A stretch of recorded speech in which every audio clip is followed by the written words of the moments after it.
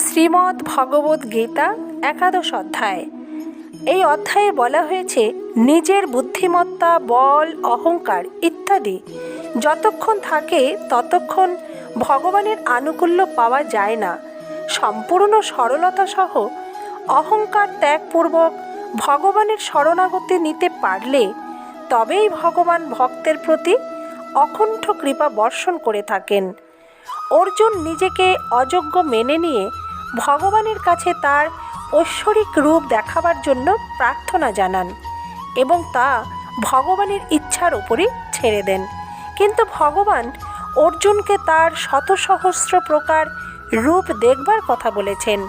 এতে প্রমাণিত হয় যে ভগবানের ইচ্ছার ওপর ছেড়ে দিলে সাধকের যে লাভ হয় তা নিজের ইচ্ছা বা বুদ্ধিকে প্রাধান্য দিলে তা হওয়া সম্ভব নয়।